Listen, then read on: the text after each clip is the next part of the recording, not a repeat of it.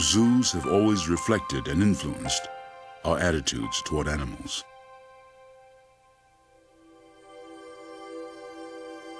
The evolving philosophy of some zoos is now changing our views about animals and the way we treat them.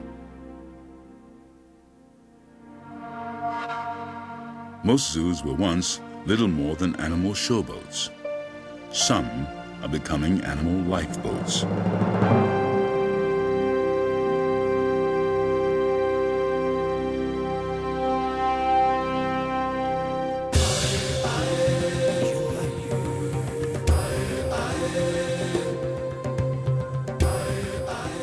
The earth has never belonged to humans alone. It is our home, but we do not own it. We simply live here for a time, sharing it with all living things. But our footprints are everywhere. With each day and every step, we leave in our path animals and habitats that are injured. There is an environmental emergency, and the plight of all animals and habitats is at stake. Over thousands of years, our unique type of intelligence led us to become the most powerful in the animal kingdom. Many cultures translated this power into control over other species. And our ability to capture and confine animals symbolized our domination. But perhaps our current understanding now compels us to rethink our relationship with animals.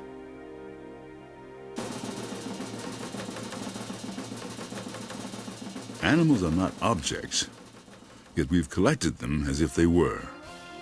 For decades, zoos and aquariums took wild animals from distant lands and used them to entertain us.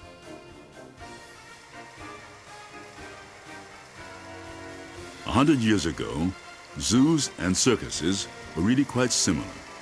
They both used animals to make us laugh and to make money. Chimpanzees were dressed in clothing and trained to do things that we found comical. And because humans are at times a selfish species, we didn't think much about the quality of life for these performing animals. As the public clamored to see a bigger variety of animals, great numbers were taken from the wild. And because everyone loves baby animals, many zoos began excessive breeding programs, often without regard for the animal's needs or future. Baby animals were frequently taken from their mothers so the public could see them up close. But baby animals don't stay cute or little for long. Soon, there were hundreds of unwanted, surplus exotic animals. The zoos that had profited by breeding them could neither feed nor house them indefinitely. As animals outlived their usefulness, zoos struggled to find a way to get rid of them. The very animals that had brought visitors through the gates were no longer of value. What would become of them? Zoos defined a surplus animal as one that was no longer needed for display or for breeding. As the number of these surplus animals increased, there seemed to be few ways to dispose of them. Selling unwanted animals to animal dealers and research facilities was becoming a common answer to overpopulation. And so was the practice of culling, what some call euthanasia, the killing of healthy individuals.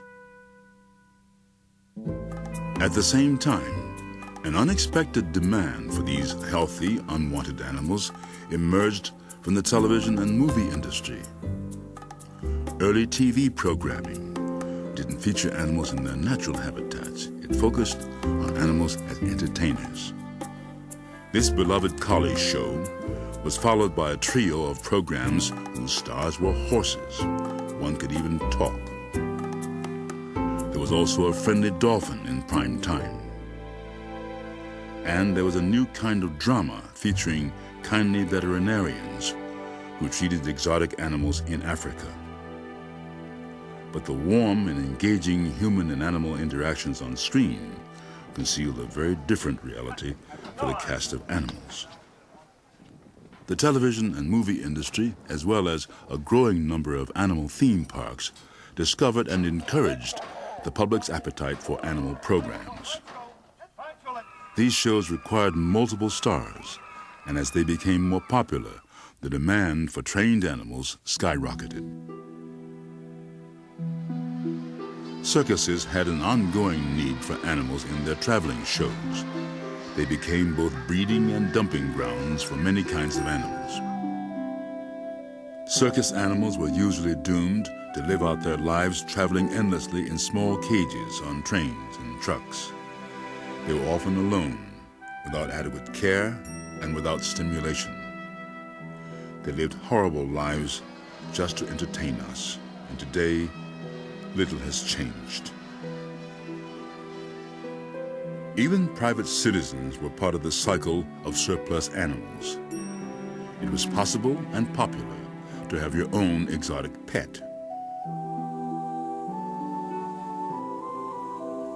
While some people were buying bears and wolves as pets, others wanted the large and very dangerous exotic cats. Leopards, lions, and tigers became living trophies. Today, in many parts of the United States, huge numbers of exotic animals are regularly bought and sold as pets. There are an estimated 10,000 pet tigers in this country. In the state of Texas alone, there are far more tigers in private hands than in all the U.S. accredited zoos combined. Circuses are also in the business of breeding novelty animals for profit. Contrary to what some say, novelty animals such as white tigers and white lions are not endangered species that need protection. They are simply mutants. Some individuals who own exotic animals visit schools with them. They claim it is educational, but often it is just another way to make money. It's a practice that is stressful for the animals and encourages children to want their own exotic pet. Exotic animals do not make good pets. Most owners lack the technical knowledge or ability to properly care for them. People are hurt and killed every year by exotic pets. These animals can and do introduce diseases to domestic animals and to humans. 90% of all reptiles carry a potentially deadly bacteria called salmonella. Iguanas, snakes, lizards, and turtles are common carriers of this bacteria. Just holding the animal is enough to infect you. Incredibly, killing exotic animals also became a money-maker. The grisly concept of canned hunts became popular in the 1960s. Almost anyone who owned a little acreage could put up a chain-link fence, buy a few exotic animals, and call it a private game ranch. Then as now, enormous fees are paid to shoot and kill an exotic animal who has no chance of escape. Zoos have been a significant part of the surplus animal problem. They were the source of many of the animals that got into the wrong hands in the first place. Zoos have always been regarded as the authority on animals and their care. But because some of the practices of zoos toward animals were often reckless, they contributed to the public's misunderstanding of what animals needed and the relationship we should have with them.